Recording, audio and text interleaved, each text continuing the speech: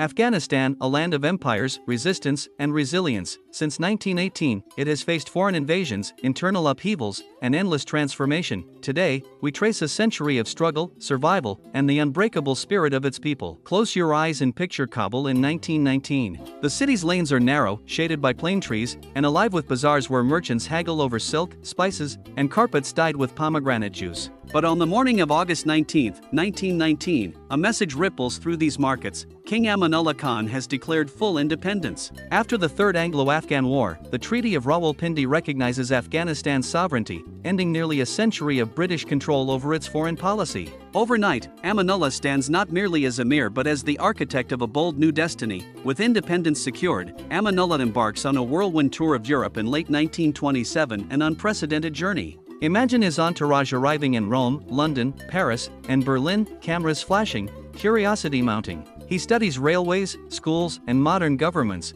returning home with ideas as vivid as the paintings in the Louvre. He dreams of schools for boys and girls, paved roads linking dusty villages to Kabul, and a government that is more than palace intrigue, a government that belongs to its people. Back in Kabul, reform rolls out like a new monsoon season. Primary schools sprout across the provinces. Literacy, once confined to mullahs and nobles, spreads among peasant children. Amanullah's first education decree opens doors for girls, a revolutionary act in a deeply conservative society. He invites foreign teachers, brings home modern textbooks, and even broadcasts lessons over the new radio station in 1925, its crackling voice promising a brighter tomorrow. Still, reform at this speed stirs both hope and fear. In the countryside, tribal leaders knot their brows. The road-building crews, often Sikh and Pashtun laborers working side by side, are symbols of a creeping foreign influence. When Amanullah's queen, Soraya, appears unveiled at public events in 1927, documentaries in the making, some whisper that Afghanistan is forgetting its soul. Trade expands too. The Silk Road's old arteries pulse again as caravans laden with precious stones and wool weave across the mountains toward British India and beyond. Kabul's first automobile rumbles through Bala Hisar, carrying ministers in starched collars. Customs houses collect tariffs, swelling the royal treasury and enabling more grand projects. Yet every revolution breeds its counter-revolution. In 1924, revolts ignite in the east and south. Rebels under the mullahs of Mongol and Jaji lash out against schools and tax collectors. Amanullah dispatches loyal battalions, and by early 1925, the uprisings are crushed, but the fissures remain. The king's modernizing zeal is unstoppable, but so too is the loyalty of tribal elders to ancient customs. As we approach 1926, Afghanistan feels two-faced, gleaming new telegraph lines connecting Kabul to Kandahar, while in the mountains, men unknowingly live by scrolls of law unchanged for centuries. Politically, Amanullah begins to centralize power, abolishing the Hajib system, the old gatekeepers who once controlled entry to the royal court. He reorganizes provinces, names a cabinet of ministers, and in 1927 proclaims Afghanistan a kingdom, elevating his title from emir to king. It's a moment of triumph and a signal that the old world is fading. Then, in early 1928, Amanullah issues his most far-reaching edict, a new civil code. It promises equal justice before the law, abolishes forced marriage, and guarantees property rights for women. The Queen's image, once hidden behind a veil, now adorns postcards. Britain and France gasp at the boldness, while Afghan clerics seethe. In Kandahar, sermons rail against Western corruption. In Herat, imams incite congregations to rise against the king's un-Islamic decrees. By November 1928, the simmering discontent erupts. A former palace guard, Habibullah Kalakani, known derisively as Bacha or son of the water carrier, rallies disaffected tribes in the Kodaman region. His ragtag army marches on Kabul. In January 1929, Amanullah and Queen Soraya flee toward British India, their dreams collapsing as swiftly as they were built. On February 17, 1929, Kalakani enters Kabul. He claims the throne, but his rule is even more tenuous, facing challenges from rival warlords and a populace weary of upheaval. By April, another general, Muhammad Nadir Shah, overthrows Kalakani and restores a more conservative monarchy. The first decade closes with Afghanistan battered, its modernist experiment in ruins, but also with a lesson imprinted on its collective memory: change is perilous, yet inevitable. As the muezzin's call rises again over ancient minarets, we can see that those 10 years, from Amanullah's bold declaration of independence in 1919 to the whirlwind of revolt in 1929, were a crucible in which Afghanistan's identity was forged anew. Modern dreams clashed with tribal loyalties, women's voices emerged alongside men's, and the question of how to balance tradition with progress was posed in the most dramatic of theaters. Close your eyes and hear that fateful proclamation on August 19, 1919, after the brief but fierce Third Anglo-Afghan War. King Amanullah Khan stands on the steps of the palace and announces full independence. The Treaty of Rawalpindi, signed on September 8, 1919, confirms it. Britain relinquishes control of Afghanistan's foreign affairs after a century of interference. For the first time since the 19th century, Afghan leaders walk the corridors of power unbowed by imperial strings. Almost immediately, Amanullah launches a sweeping modernization program. In December 1919, he establishes Afghanistan's first Ministry of Finance, appointing Habibullah Tarzi to draft a national budget. By mid-1920, customs duties on caravans weaving through the Khyber Pass swell state revenues. With new funds in hand, the government commissions the Civil Engineering Department to survey routes linking Kabul to Kandahar and Jalalabad.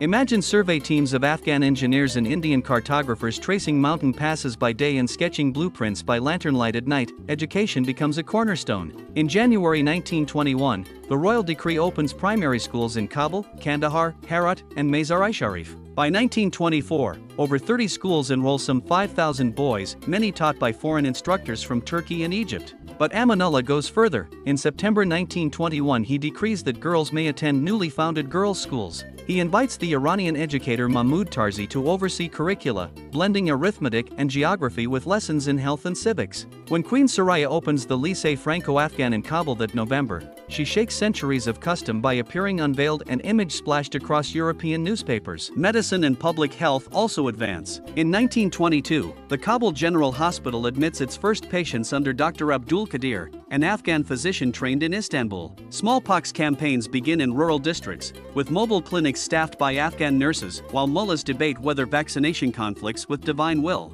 By 1925, infant mortality shows a modest decline, and the government launches a public health weekly bulletin, printed in Dari and Pashto, urging hygiene and clean water. Communication leaps forward. Telegraph lines, first strung from Kabul to Jalalabad in 1923, crackle with news of grain harvests and political dispatches. In October 1925, Radio Kabul comes alive, its first broadcast transmitting Amanullah's voice praising unity and progress. From dusty village square loudspeakers, peasants hear news of railways in Europe and marvel. Trade surges as Afghanistan reopens to the world. Wool and dried fruits pour through the Peshawar Customs House. In reverse, saddles, sugar, and kerosene arrive from British India. In 1922, Amanullah appoints a Chamber of Commerce to regulate guilds in Herat, where merchants long traffic with Iran. Silk from China, via the walk-in corridor, trickles in. Caravanserais, once resting places for camel trains, now host Afghan entrepreneurs meeting Italian and French diplomats eager for mining concessions. Yet as cities hum with possibility, the countryside bristles.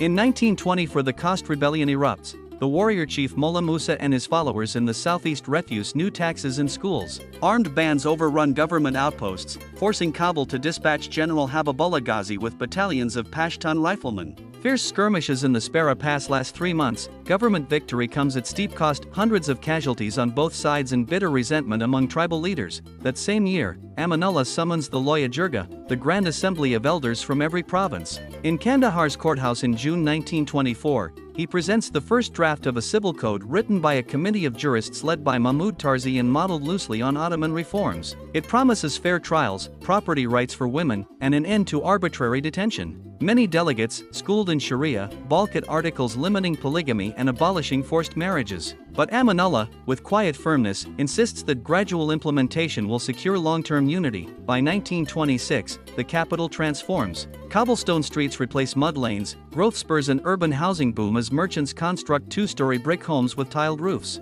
New ministries, education, health, finance, and interior occupy pale yellow buildings around Charsada Road. Foreign architects from Berlin and Paris advise on municipal waterworks. Engineers lay pipes of Armenian ceramic tile, carrying spring water from the foothills into public fountains. In February 1927, Amanullah proclaims himself king, elevating Afghanistan from an emirate to a kingdom and adopting the title Padshah-i-Afghanistan. The royal court issues lavish invitations, enamel cups engraved with the new seal, silk carpets woven with the royal lion and sun emblem. Then, in December 1927, he embarks on an audacious 6-month European tour.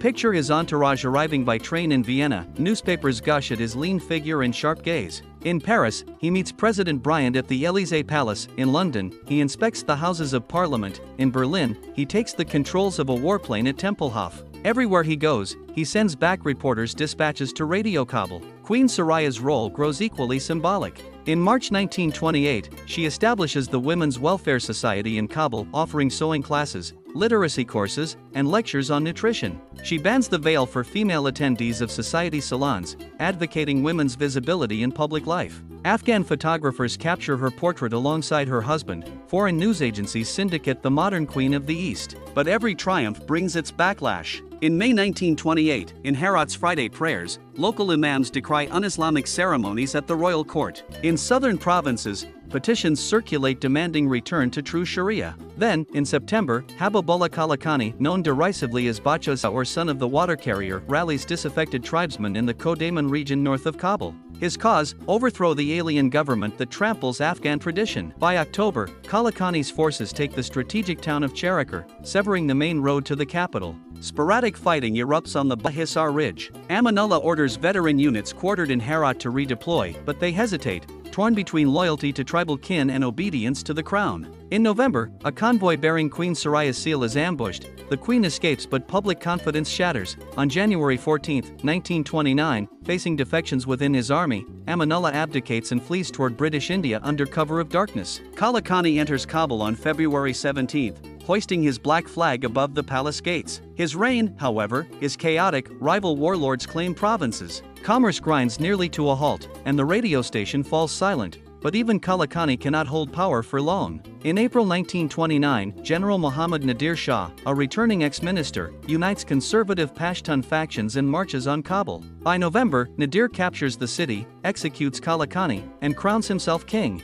The decade closes with Afghanistan's modernist chapter in tatters, but its legacy endures. Schools remain standing, radio towers still puncture the skyline, and the question of how to reconcile faith, tradition, and modernization lingers in every village mosque. So when you hear the evening call to prayer echoing through our headphones, remember, those first 10 years of independence, 1919 to 1929, were a firestorm of ideas, blood, steel, and ink. They forged the contours of today's Afghanistan, a land perpetually balancing on the knife edge between past and future. Picture Kabul in early 1930. The echo of gunfire has faded, but the palace gates still bear the scars of recent battles. General Nadir Shah, once a minister in Amanullah's court, now surveys his kingdom with measured gaze. On October 18, 1930, he is formally crowned king. Unlike his predecessor's whirlwind of change, Nadir's approach is deliberate. He dismantles the excesses of Amanullah's civil code but preserves its spirit. Basic schools remain open, and radio broadcasts resume under tighter government control. Economically, the new regime seeks stability.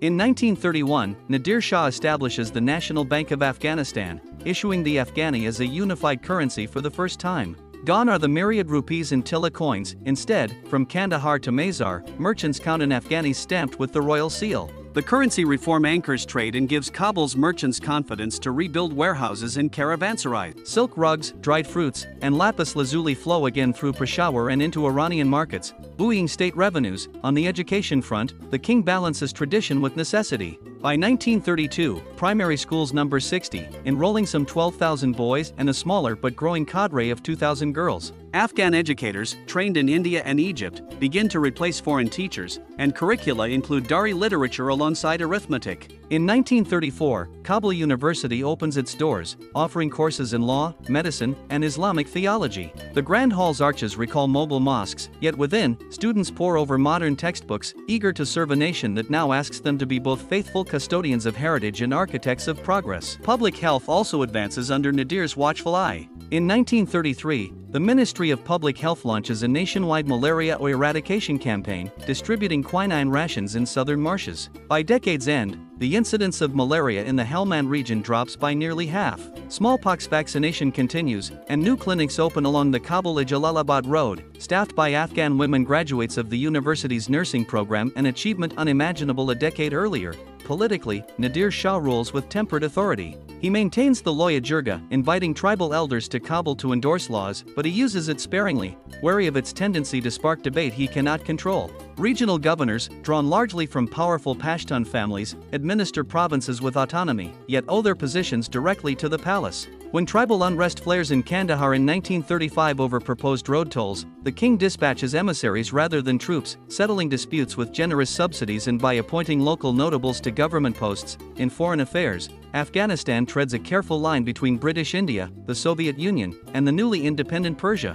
In 1932, Kabul signs a non-aggression pact with Moscow, promising mutual respect of borders. Telegraph cables link Kabul to Tashkent, carrying coded wires about trade and security. Yet Afghan diplomats refuse to cede influence. They negotiate with British India for lower customs rates at the Khyber Pass and persuade Tehran to accept Afghan-built pipelines for natural gas exploration near Herat. Meanwhile, the world outside Afghanistan looks on with growing interest. In 1934, a young French filmmaker, Henri Duval, arrives in Kabul to shoot a short documentary on Afghan nomads. His footage, tent encampments of Kyrgyz herders in the northern Wakhan corridor, is screened in Paris in 1935 and billed as Mystery on the Roof of the World. Though the Afghan government permits only brief scenes of city life, the film sparks curiosity about the kingdom's hidden reaches. Back home, the first Afghan-made feature film debuts in the spring of 1936. Directed by Nuruddin, a Kashmiri-trained cameraman now back in Kabul, Echoes of the Hindu Kush tells the story of a young schoolteacher who journeys from Herat to the capital.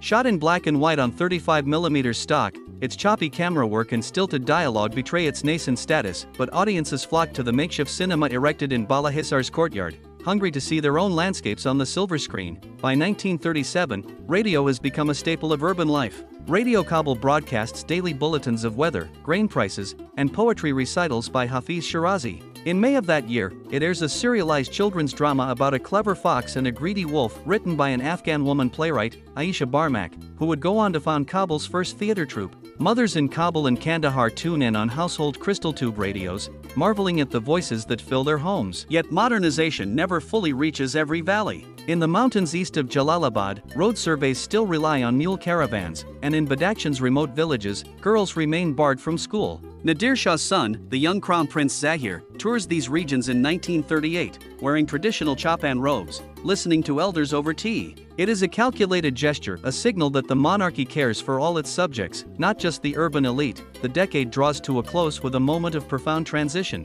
On October 8, 1939, King Nadir Shah is tragically assassinated at a school ceremony in Kabul. Amid the gunfire and chaos, Crown Prince Zahir, aged just 19, flees into the palace courtyard. Within hours, he is proclaimed king. Thus, the 1930s end not with the lesson of bold reform or fiery revolt, but with a young monarch thrust into responsibility. As the muezzin's voice drifts across the ancient citadel walls that evening, it carries a new message. Afghanistan's experiment in cautious modernization marches on under fresh leadership. The schools that Amanullah once opened and Nadir Shah preserved still stand, the radio tower continues to hum with voices, and the Afghani remains the pulse of the marketplace. Yet the view from the palace is changed forever. The next generation must decide whether to accelerate or restrain the march toward modernity. Imagine Kabul in the spring of 1940. Jasmine scents the air along the newly paved avenues, while cheerful children in woolen coats cluster around a radio set in the palace salon, listening to broadcasts from far-off capitals. Afghanistan has maintained strict neutrality since 1939.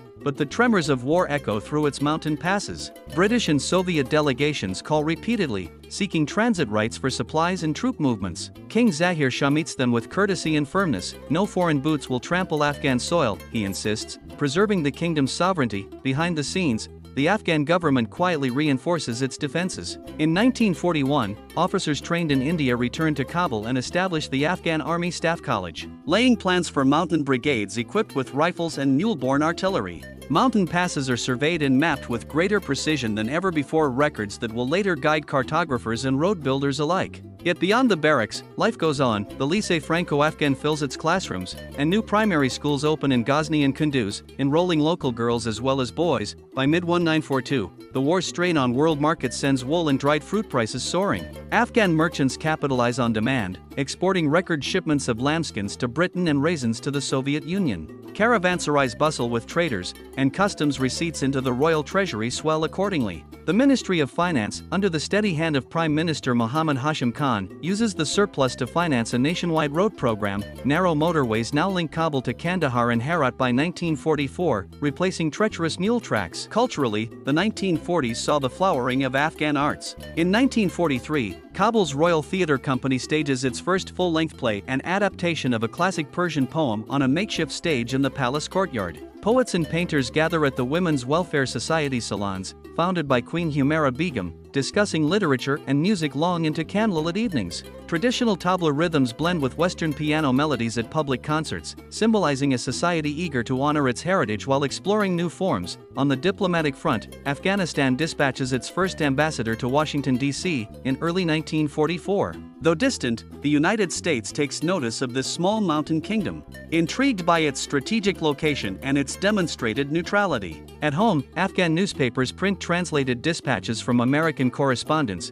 and Kabul University students debate post-war reconstruction plans gleaned from texts on American New Deal programs. The end of World War II in 1945 brings fresh opportunities and new challenges. In May of that year, the United Nations Charter Conference convenes in San Francisco. Afghanistan is among the 50 founding members, pledging to uphold collective security and human rights. Back in Kabul, flags bearing the UN's laurel wreath flutter alongside the royal standard in Victory Square, a tangible sign that Afghanistan now claims its place on the world stage. In 1946, under King Zahir's patronage, the government launches the Helmand Valley Development Survey. Engineers and agronomists, some trained in the United States through early technical assistance programs, chart irrigation canals and test soil samples. Their goal: transform arid plains into fertile fields capable of feeding millions. Though construction will not begin for several more years, the survey marks Afghanistan's first large-scale collaboration with Western experts. Meanwhile, domestic politics remain surprisingly calm. The Loya Jirga meets only twice, in 1943 and again in 1947, to ratify treaties and approve modest budgetary measures. Regional governors exercise autonomy but report directly to the Prime Minister's office in Kabul, ensuring that the center retains influence. When a minor revolt flares in the remote Nuristan province in 1948, sparked by rumors of forced conscription, the king dispatches a peace mission rather than troops, offering amnesty and local representation in the new district council. Internationally, the most momentous event of the decade arrives in August 1947, when British India is partitioned into the Dominion of India and the Dominion of Pakistan. Afghanistan is the very first country to recognize the new nation of Pakistan, establishing diplomatic ties on September 8, 1947. Ports in Karachi open to Afghan trade, and overland routes through the Khyber Pass become busier than ever. Yet this decision also strains Kabul's relations with New Delhi, introducing a new layer of complexity to regional diplomacy. As the decade draws to a close, King Zahir Shah embarks on a historic state visit to Europe in the autumn of 1949. In London, he meets with King George VI, in Rome, with Prime Minister de Gasperi, and in Paris, with President Auriol. There, he negotiates lines of credit for future development projects, including a modern hospital in Herat and advanced teacher training programs in Kabul. Newspapers across Europe marvel at the youthful monarch's poise and vision. Returning home, the king addresses a joint session of the Loya Jirga, his first formal speech to the elders since 1939, outlining a bold 5-year plan for education, infrastructure, and health. He pledges to expand university departments in agriculture and engineering, to complete the Helmand Valley irrigation scheme, and to foster Afghanistan's fledgling film and radio industries. As the sun sets over the Shah-Ina Palace that evening, the muezzin's call seems infused with new promise. A kingdom poised at the threshold of modernity, yet rooted deeply in its timeless mountains. Picture the sun rising over the Kandahar plain in spring 1950, its beams glinting off newly dug irrigation ditches. The Helmand Valley project, surveyed in 1946, breaks ground in earnest under American engineers contracting through the U.S. Point 4 program. By mid-1951, earth-moving equipment powered by surplus World War II tractors carves out the Bogra Canal. Afghan peasants, once reliant solely on seasonal floods, now watch year-round streams split the desert, transforming thousands of acres into rice paddies and cotton fields. The roar of bulldozers and the chatter of dari mix with the scent of fresh-turned soil. Meanwhile, in Kabul's governmental heart, a generational shift unfolds. Prime Minister Shah Mahmud Khan, who has held power since 1946, resigns in April 1953. King Zahir Shah turns to his dynamic cousin, General Muhammad Daud Khan, as both Prime Minister and Minister of Defense, the first member of the royal family to assume such a post in decades. Daud Khan champions a new national 7-year plan, 1953 to 1960, emphasizing industrialization, education, and rural uplift. Kabul's ministries buzz as Afghan graduates return from engineering schools in Moscow, Delhi, and Beirut, ready to staff workshops, design roads, and teach in newly expanded universities. Education explodes across the map. In 1952, the Ministry of Education opens 40 more primary schools, bringing the total to over 200 nationwide, and raises teachers' salaries by 25% to attract qualified staff. Girls' enrollment doubles by 1955, especially in Herat and Mazar-i-Sharif. In 1956, Kabul University inaugurates its Faculty of Engineering, its classrooms ringed by columns that recall Timurid mosques yet filled with drafting tables and slide rules. Young Afghan engineers draft plans for highways that will soon knit the country closer together. Public health advances in parallel. In 1951, a sweeping malaria control campaign introduces DDT spraying around canals and villages, a controversial move, but one that cuts malaria cases by over half within 2 years. A new National Institute of Public Health, founded in 1954, trains Afghan nurses and inspectors who travel by jeep to remote clinics in Bamiyan and Khost. Immunization against smallpox and polio becomes routine by 1958, carried out under village-level health committees. On the roads, the first of the 7-year plan's flagship projects opens in 1955, the paved highway from Kabul to Kandahar, stretching nearly 500 kilometers and slashing the journey from several days by mule to a single afternoon by bus.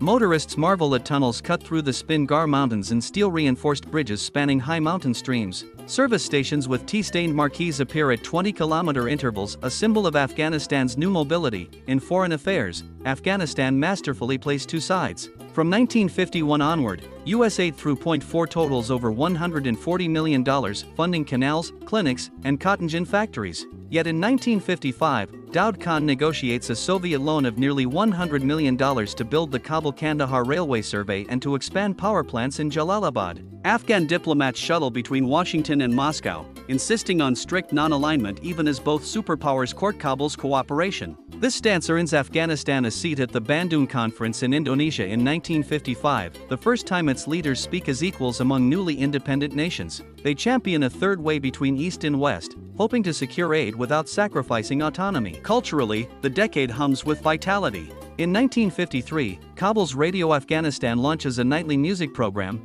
mixing traditional rubab and tabla performances with broadcast piano recitals transmitted live from the Palace Salon. Afghan cinema blossoms. In 1954, the featured Golden Tomb premieres, a romance set against the Bamiyan cliffs, shot on 16mm film and screened at the newly built Ariana Cinema. Theater groups stage adaptations of classical Persian poetry, while Kabul's National Museum acquires Greek and Gandharan statues for the first time, opening its doors to schoolchildren on weekends. Politically, Daud Khan's tenure is energetic yet cautious. He convenes Loya Jirgas in 1954 and again in 1958 to ratify the 7-year plan and to debate new labor laws guaranteeing minimum wages in state-run factories. Though some tribal leaders bristle at centralized authority, Daud quells dissent through a mix of patronage, granting local development committees small budgets, and the subtle presence of Afghan military detachments, often composed of local recruits. By 1957, Afghanistan's face has changed. Windblown adobe villages still dot the valleys, but alongside them rise brick schoolhouses crowned with satellite dishes used to receive educational radio programs from abroad.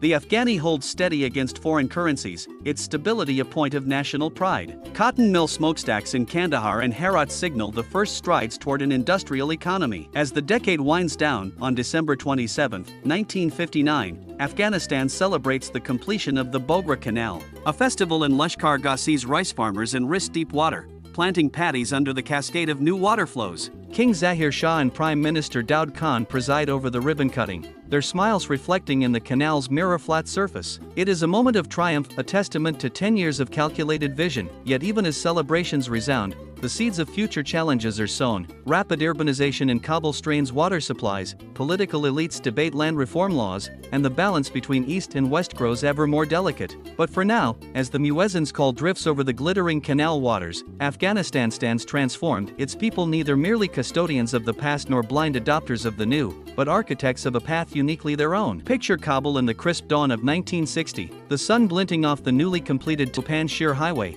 while students in tweed jackets cycle toward the campus of Kabul University. Under the guidance of Foreign Minister Ali Ahmad Pope, Afghanistan has just joined the non-aligned movement in Belgrade, speaking up for post-colonial nations. Yet at home, a quiet revolution is stirring in lecture halls and coffee-laden salons. In the spring of 1961, Prime Minister Mohammad Daud Khan steps down, and the king appoints a council of technocrats led by Sardar Abdul Sabah as acting head of government. Their first act: convene a Loya Jirga in July to draft a new constitution promising civil liberties, free elections, and a bicameral parliament. Delegates from every province arrive in Kabul. Tribal elders in Paykal stand alongside university professors in ties. After weeks of spirited debate over press freedom, land redistribution, and the role of Islam in governance, the Loya Jirga ratifies the 1964 constitution. It is hailed as the royal era of democracy. By early 1965, the first parliamentary elections in Afghanistan's history are underway. Campaigners crisscross the countryside by jeep and on horseback, handing out leaflets urging voters to back reformers who promise schools and health clinics. Kabul's inaugural National Assembly convenes in May, the Wolsi Jirga, lower house, and the Mashrano Jirga, upper house. Chambers carved in polished cedar. In plenary sessions, deputies argue fiercely over budgets for rural electrification and for extending girls' secondary education into remote provinces. Meanwhile, student activism surges. In 1966, Kabul University's political science students formed the Democratic Youth Organization, staging peaceful sit-ins demanding land reform legislation and an independent press. The gardens of the Faculty of Law become impromptu forums where young men and women debate socialism, republicanism, and the merits of the monarchy. When police briefly detained several protest leaders, hundreds of students marched through Darulaman Road, their voices echoing off the unfinished palace facade. Culturally, the 1960s bloom. Radio Afghanistan inaugurates a weekly drama series in 1963. While in 1967, the fledgling Afghan film studio releases Mountain Paths, a lyrical feature shot on 35mm that wins a prize at the Moscow International Film Festival. Poets such as Kalalala Khalili publish collections blending classical ghazals with reflections on modern life, and painters in the Seven Arts Circle exhibit avant-garde canvases in Kabul's Cordoba hotel lobby. Development projects press on. In 1962, construction begins on the Kajaki Dam and the Helmand Valley, promising hydroelectric power and expanded irrigation. By 1968, 3 turbine generators hum to life, lighting the bazaars of Lashkar Gah and pumping water into new rice paddies. Simultaneously, a British-built road threads through the Hindu Kush to the remote Panjshir Valley, opening the way for tourism and small-scale mining of emeralds and lapis lazuli. On the international stage, Afghanistan navigates Cold War currents with finesse. In 1963, Nasser visits Kabul, cementing solidarity with fellow non-aligned leaders. In turn, Afghanistan signs technical assistance pacts with both the US Peace Corps and the Soviet Union's Gosplan, sending engineers to Leningrad and inviting Cuban agronomists to advise on cotton harvests. Afghan diplomats stress non-alignment, insisting that aid must never translate into political strings, but the era of experimentation carries risks. In 1967, tribal uprisings in Nuristan flare over rumors of forced conscription and school closures. Kabul dispatches a small contingent of paratroopers under General Abdul Wali Khan, whose tactful negotiations lead to a province-wide agreement. Local councils gain limited autonomy in exchange for accepting national laws. The incident underscores both the promise and the fragility of Afghanistan's new political order. By the close of 1969, the kingdom is transformed. Kabul's population has swelled. With apartment blocks lining Darulaman Road, university enrollment has tripled since 1960, including over 40% female students. Radio speaks daily in 8 languages, and the parliament's autumn sessions are broadcast live to towns across the Hindu Kush. Yet under the surface, tensions simmer between modernizers and traditionalists, between tribal autonomy and central authority, and between the youthful voices clamoring for change and the palace's cautious conservatism. As the evening prayer drifts across the skyline of this ever-evolving capital, one thing is clear: the 1960s were Afghanistan's moment of democratic daring,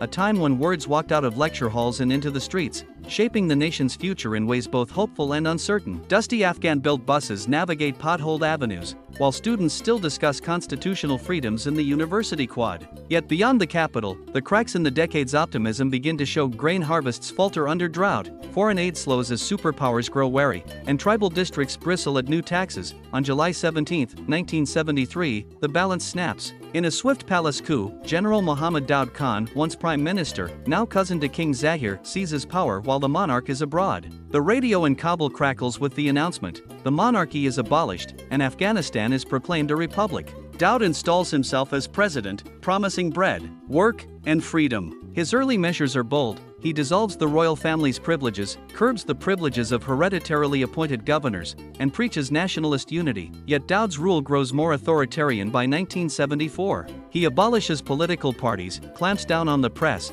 and jails critics iron fist wrapped in socialist rhetoric. Meanwhile, ambitious 5-year economic plans aim to diversify beyond cotton and wool, plans for a steel mill in Pulaicumry and an oil exploration survey in the Amu Darya Basin attract Soviet geologists. Infrastructure schemes press on, but funding shortfalls and bureaucratic infighting slow progress. In rural Herat and Balkh, peasants protest land use regulations. Daoud dispatches troops to quell disturbances, deepening resentment. In the cafes of Kabul by 1976, young intellectuals speak in hushed tones of Marxist revolution. Secret cells of the People's Democratic Party of Afghanistan, long suppressed, reorganize under two factions: Khalq, masses, led by Mir Muhammad Taraki and Hafizullah Amin, and Parkam, banner, led by Babrek Karmal. They denounce Daoud's betrayals of democracy, of socialism, of Pashtun nationalism, and plot in the shadows. On April 27, 1978, the spark ignites. After Daoud orders the arrest of Taraki and Amin, military officers in Kabul rebel.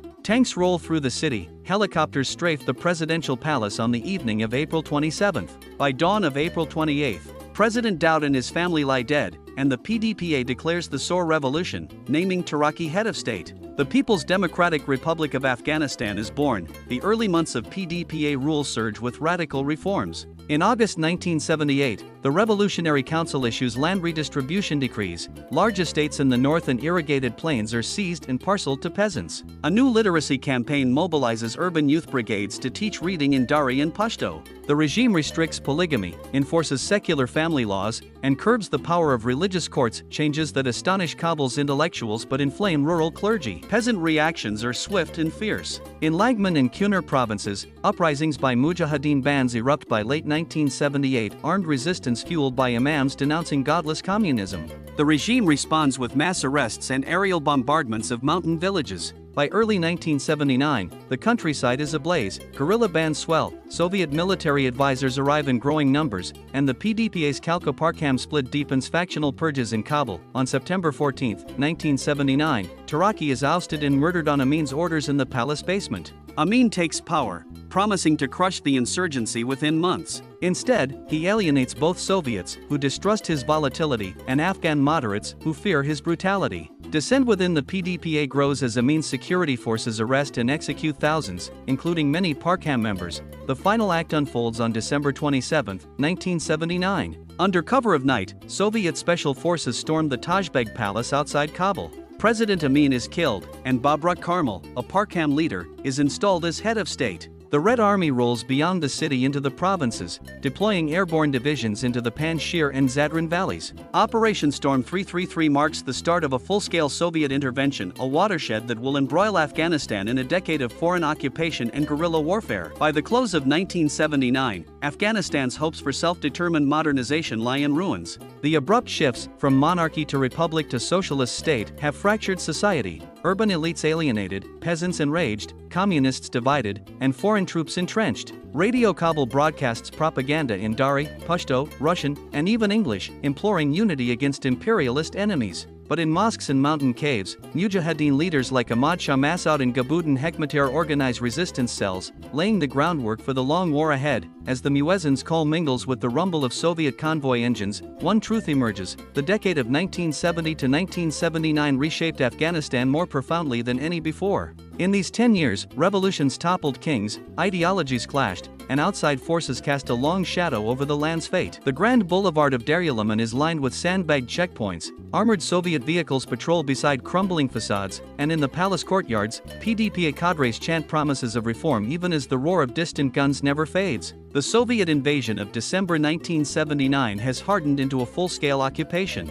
By February, new PDPA leader Babrek Karmal installs a democratic republic, but lacks the legitimacy or loyalty to govern beyond the ring road. Across the border, in Pakistan's Peshawar and Quetta, Mujahideen commanders carve out safe havens. Gabudin Hekmatyar's Hezb-e-Islami, Ahmad Shah Massoud's Jamiat-e-Islami, and the forces of Jalaluddin Haqqani and Abdul Rasul Sayyaf rally peasants with a simple call: expel the infidel invader and restore true Islamic rule. They train in guerrilla tactics, plant mines on mountain roads, and strike with Kalashnikovs at dawn. Their numbers swell as refugees pour into camps at Khyber, drawn by Pakistan's ISI support and by funding from the United States Covert Operations Cyclone. channeling millions of dollars in weapons and aid. Inside Afghanistan, the Soviets deploy over 100,000 troops. They build forward bases in Bamiyan and in the valleys of Logar and Parwan, erecting landing pads for Mi-8 helicopters and digging trenches around airfields. PDPA militias, equipped with BMP-1 infantry fighting vehicles, go door to door in Kabul and Jalalabad, purging suspected dissidents.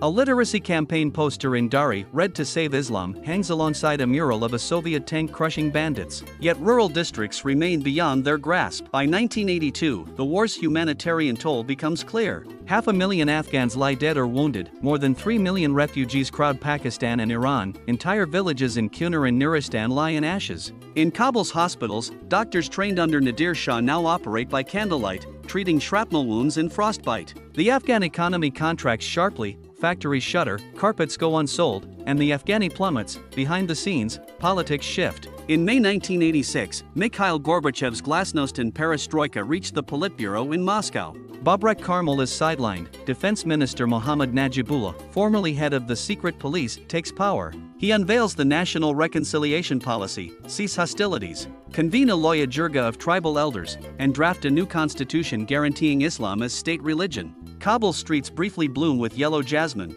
and posters celebrate peace through dialogue. Yet most Mujahideen distrust Kabul's promises, and fighting surges. Internationally, pressure mounts. In April 1988, Afghan Foreign Minister Wazir Ahmad Mutazim and Pakistani counterpart Agha Shahi signed the Geneva Accords under UN auspices, agreeing on a timetable for Soviet withdrawal and the non-interference of external powers. On May 15, 1988, the first convoys of Soviet troops depart Kabul, retracing the routes they once forced open. By February 15, 1989, the last of the 115,000 Soviet soldiers, the limited contingent, vanish into the high passes, ending a decade of direct intervention. Yet the guns do not fall silent. President Najibullah, buoyed by continued Soviet aid, holds Kabul with armored brigades and air power. Villages once liberated by Mujahideen fighters are retaken, only to be lost again. The refugee camps burgeon anew as Afghans, disillusioned, exhausted, seek shelter across the border. By December 1989, Afghanistan stands exhausted but unbowed. The decade's legacy is writ large, towering columns of concrete bunkers dot the countryside, mass graves lie hidden beneath orchards, and the diaspora, scattered from Hamburg to Houston, carries memories of home. Yet amid devastation, the spirit of resistance endures. Carpet weavers in Herat quietly stitch verses of poetry into their rugs. Children in refugee schools learn the alphabet alongside lessons in homeland. And in the mountains, Mujahideen commanders plan the next chapter. Watchtowers still loom over shattered boulevards, while crowds queue at bakeries for loaves of government-subsidized bread. President Najibullah, fortified by dwindling Soviet aid, clings to power from the presidential palace. Yet cracks are deepening. Mujahideen offensives in the north cut supply lines, and Prime Minister Abdul Sabah's attempts at a national reconciliation government win few allies among rival commanders. By March 1991, Gorbachev's Soviet Union collapses, with it goes the last lifeline of the Kabul regime. Emboldened, Ahmad Shah Massoud's Northern Alliance seizes strategic towns in Panjshir and Takhar. In April 1992, President Najibullah, abandoned by his own party, takes refuge in the United Nations compound. On April 16, Kabul falls as Mujahideen leaders parade through the streets. Burqa-clad women watch from balconies, hopeful that this new era will finally bring relief. Hope dissolves quickly into factional violence. Warlords like Gabudin Hekmatyar, Abdul Rashid Dostum, and Hezbai Wadat's Abdul Ali Mazari turn Kabul into a battleground. Apartment blocks along Darulaman Road crumble under artillery. Hospitals overflow with civilians caught in crossfire. Efforts to convene a Loya Jirga in June 1993 founder as each militia insists on a veto. Kabul's winter of 1993 to 94 brings bitter cold and sporadic electricity, and thousands flee to makeshift camps on the city's outskirts. Amid this chaos, a new movement emerges. In 1994, a clerical student named Mullah Muhammad Omar rallies disaffected Pashtun tribesmen in Kandahar. Branding themselves the Taliban, students of Islam, they promise to end lawlessness and restore moral order. Their advance is rapid. By November they capture Kandahar, in December spin down into Uruzgan and Helmand, met by cheering villagers eager for security. Their strict interpretation of Sharia banning music, restricting women's roles, and enforcing corporal punishments raises alarm, but many Afghans, exhausted by warlord tyranny, accept their austere rule as preferable to anarchy.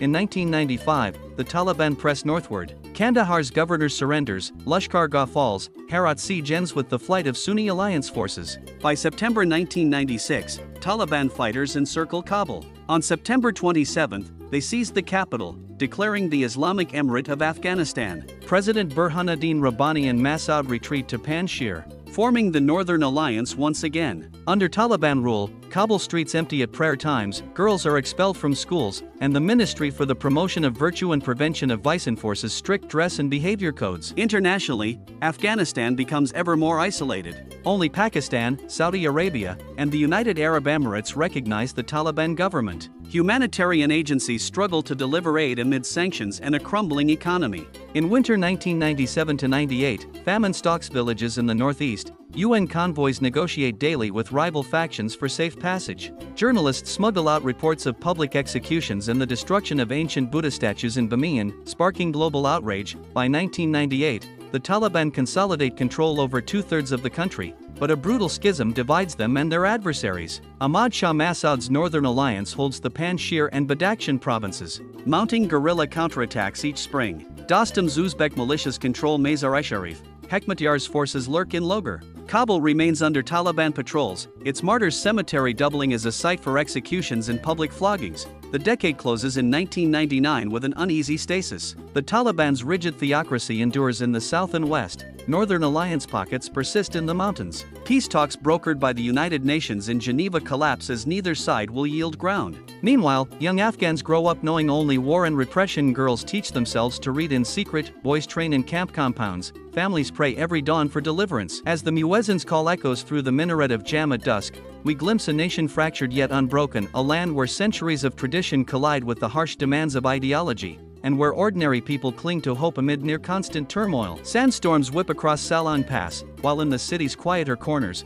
mullahs denounce American crusaders gathering across the horizon. The Taliban regime, now in its fourth year, enforces rigid ordinances, girls barred from school, music banned, and shrines defaced. Yet in secret circles, Afghans whisper of change, exiled leaders are organizing, and beyond the borders, the world watches with growing alarm. On September 11, 2001, the events in New York and Washington reshape Afghanistan's fate. US-led forces launch Operation Enduring Freedom on October 7, targeting Taliban strongholds and al-Qaeda camps in the mountains of Tora Bora. By December, Taliban fighters retreat from Kabul. Northern Alliance forces march in, raising their flags over the presidential palace. In the chaos, looters rake through the National Museum, but ordinary Afghans emerge from basements, blinking at the sight of US Humvees rolling down Darul-Aman Road. In December 2001, at the Bonn Conference in Germany, Afghan factions convene under UN auspices. Hamid Karzai, a Pashtun elder with ties to the diaspora, is chosen chairman of the Afghan Interim Authority. He returns to Kabul on December 22,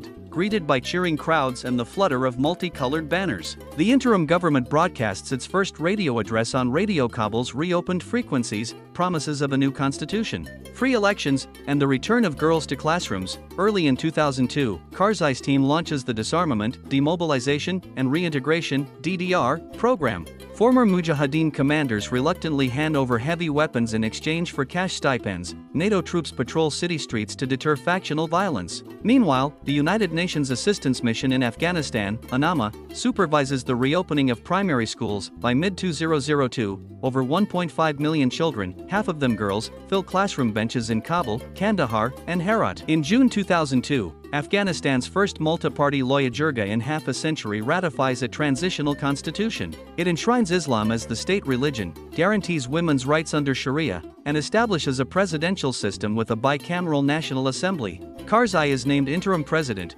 Two vice presidents are appointed to balance ethnic representation: Abdul Rashid Dostum for the Uzbeks and Karim Khalili for the Hazaras. The new administration soon grapples with staggering reconstruction needs. In 2003, the United States and Japan launched the National Solidarity Program, funding village-level development councils to repair wells, rebuild mosques, and reopen health clinics. The Ministry of Mines surveys reserves of copper in Anak and lithium in the north, hopes rise for resource-driven growth, though security challenges delay actual investment. On October 9, 2004, Afghanistan holds its first direct presidential election. Transparent polling stations appear in provincial capitals. International observers monitor from rooftops. Hamid Karzai wins nearly 55% of the vote, celebrating with a televised address from the Ard Palace courtyard. He pledges to fight corruption, revitalize agriculture, and strengthen the nascent Afghan National Army (ANA). Security remains volatile. In 2005 and 2006, Taliban remnants regroup in Helmand and Kandahar provinces,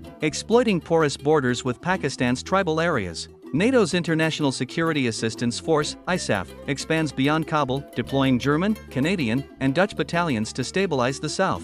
Afghan police academies open their gates in Kabul and Jalalabad, training recruits to eventually take the lead from foreign troops. The new parliament convenes in December 2005. Members of the Wolsi Jirga and Mishrano Jirga debate laws on land reform and media freedom. In March 2006, they passed the media law, licensing radio and television stations. Today, over 150 outlets broadcast in Dari, Pashto, Uzbek, and Hazar, and private newspapers line Kabul stalls. By 2007, urban life begins to hum again. Cell towers dot the skyline, mobile phones ring in the bazaars of Herat, internet cafes appear near Kabul University. Afghan filmmakers shoot documentaries about refugee returns, poets recite at cultural festivals in Bamiyan, and despite ongoing violence, women reclaim public spaces, attending university lectures in burqas or rose-colored headscarves. Yet challenges loom large. In winter 2008, a spike in roadside bombings and suicide attacks rocks Kabul and Kandahar. The ANA suffers heavy casualties, revealing gaps in training and equipment.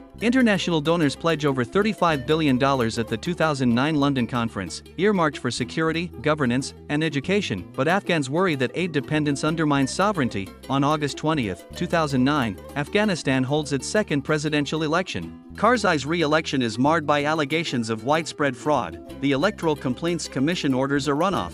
Then the second round is cancelled as opponents withdraw. The controversy strains confidence in democratic institutions and underscores the fragility of Afghanistan's political experiment. By December 31, 2009, as winter settles over Kabul's snow-dusted rooftops, the decade closes on a bittersweet note. Schools bustle with eager children, markets teem with colorful carpets and embroidered coats. The ANA's green uniforms mingle with ISAF patrols, yet insurgent attacks persist, and many Afghans remain displaced. The promise of reconstruction shines alongside the shadows of lingering conflict. Cranes lift steel beams for new office towers, while checkpoints bristle with U.S. Marines and NATO soldiers patrolling alongside Afghan National Army recruits. President Hamid Karzai begins his second term amid debates over corruption and the pace of security transitions. Yet outside the capital, districts once deemed cleared by coalition forces fall back under Taliban influence, reminding everyone that Afghanistan's fate remains fragile. In late 2010, ISAF Commander General David Petraeus unveils the Afghan local police program empowering village-level militias to defend their homes.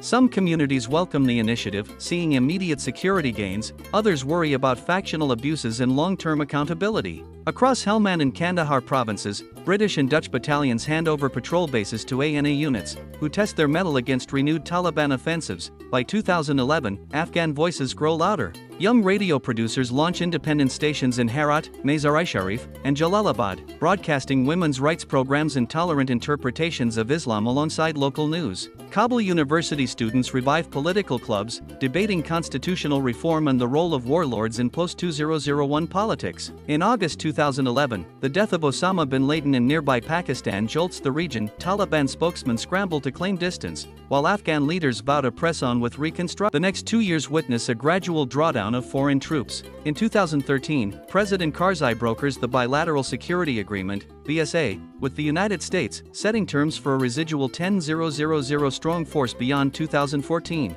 Afghan forces assume lead security responsibility nationwide. ANA brigades and the fledgling Afghan National Police, ANP, launch Operation Dragon Sweep, retaking insurgent-held villages, though at significant cost in lives and equipment. In October 2014, Afghanistan holds a landmark presidential election. Amid accusations of fraud and a runoff contested between Ashraf Ghani and Abdullah Abdullah, a UDA-mediated national unity government is formed. Ghani becomes president. Abdullah takes the newly created role of chief executive. The compromise restores some confidence but also exposes deep ethnic and regional fissures in the polity. Civilians press forward. By 2015, mobile phone penetration soars past 70%. Entrepreneurs in Kabul and Herat launch TechStart UPS, offering online money transfers and e-health services. Civil society groups organize human rights workshops in Kandahar, empowering women to run for local council seats for the first time. Despite Taliban suicide bombings in market squares, these grassroots efforts signal a society determined to carve out space for itself. On the battlefield, however, the Taliban regained momentum. In 2016, they briefly overrun Kunduz city and omen of the government's tenuous hold on key urban centers. NATO's resolute support mission transitions to an advise and assist role, and Afghan special operations units shoulder the burden of counter-terrorism raids. Meanwhile, the Islamic State Khorasan province, ISKP, emerges in eastern Nangarhar, seizing territory and clashing with both Taliban and Afghan forces. Against this backdrop, several rounds of peace negotiations commence and falter. Starting in 2015, the Afghan government hosts low-level talks in China and Qatar with Taliban envoys, but no breakthrough was achieved. In 2018, the United States dispatches a special envoy to Doha, opening direct U.S. Taliban talks. News of secret meetings in Gulf capital hotels electrifies Kabul's political class. Many fear being sidelined in negotiations that will decide Afghanistan's future. In February 2020, just beyond our decade's end, those talks deliver the first U.S. Taliban agreement in principle, setting the stage for major reductions of U.S. troops and a Taliban commitment not to host foreign jihadists. Though technically outside 2010 to 2019, the tremors of this accord already shape late 2019 dynamics. Senior Afghan figures rush to chart peace plans, historical enemies meet in Kabul's presidential palace, and hope flickers amid weary uncertainty. Throughout the decade, Afghan civil society never falters. Universities expand women's enrollment to nearly 40%. Independent newspapers like the Kabul Daily publish investigative exposés on warlord land grabs, and underground music scenes in Herat blend rap and traditional rubab tunes to critique both Taliban and government failings. In remote Bamiyan, local artisans revive the lost art of lapis-inlaid woodwork, selling to tourists and online buyers alike. By December 31, 2019, Afghanistan stands transformed and challenged. The ANA counts over 300,000 troops. ISKP is contained but not defeated. The Taliban control or contest nearly half the country's districts, and international donors pledge billions at successive Tokyo conferences. Yet each day, Afghans awaken to the same question: can a politics forged in gunfire yield lasting peace? As the muezzins call echoes under the glow of Kabul's new civic lights, we see a nation stalwart in its hopes, scarred by its battles, yet ever forging ahead. The decade of 2010 to 2019 reminds us that Afghanistan's story is not written solely by warriors or diplomats, but by ordinary people, students, shopkeepers, teachers who dare to envision a future beyond the horizon. Afghan government representatives are notably absent, as the United States and the Taliban signed the agreement for bringing peace to Afghanistan. This pact stipulates a full withdrawal of US and NATO forces by May 2021 in exchange for Taliban guarantees to prevent terrorist safe havens on Afghan soil. Even as villages grappled with the emerging COVID-19 pandemic, schools closed briefly in Kabul and Kandahar, Taliban military councils laid plans to capitalize on the reduced foreign presence. By mid-2021, the withdrawal timeline accelerated. After President Biden's decision to extend the pullout to August, Taliban forces launched their spring offensive, capturing over 300 districts and 33 of 34 provincial capitals between May 1 and August 15, 2021. On August 15, Kabul fell almost without a fight. President Ghani fled, and Taliban fighters entered the presidential palace, signaling the swift undoing of 20 years of state building. In the chaotic days that followed, the Islamic State Khorasan province struck the evacuation queues outside Hamid Karzai International Airport. On August 26, a suicide bombing claimed at least 182 lives, including 13 U.S. service members, underscoring the country's security vacuum even as Western militaries completed their final departures. Meanwhile, the Taliban installed an all-male caretaker Islamic Emirate, led by Supreme Leader Hibatullah Akhundzada and Prime Minister Mullah Hassan Akhund, neither of whom holds diplomatic recognition from any major state or international body. As international donors froze 75% of pre-2021 development aid, Afghanistan plummeted into one of the world's worst humanitarian crises. By February 2024, an estimated 23.7 million Afghans, over half the population, required emergency assistance, driven by economic collapse, drought, and cascading sanctions. Restrictions on women's education and employment tighten further. Girls remain barred from secondary schools in most provinces, and female public sector employees were dismissed en masse, provoking quiet acts of protest in Kabul and Herat that risk harsh reprisals. Yet amid extraordinary hardship, Afghan society adapts. Underground literacy circles for women persist in Kabul's alleys. Mobile health clinics, staffed by male and female medics trained before 2021, navigate mountain roads to vaccinate children against measles and polio, and exile entrepreneurs run online marketplaces connecting Kabul artisans to buyers in Dubai and Istanbul. As of mid-2025, Afghanistan's fate remains in flux. The world debates conditional engagement with the Taliban, regional powers court Kabul for strategic influence, and everyday Afghans strive to reclaim the dignity and self-determination that decades of upheaval have repeatedly tested.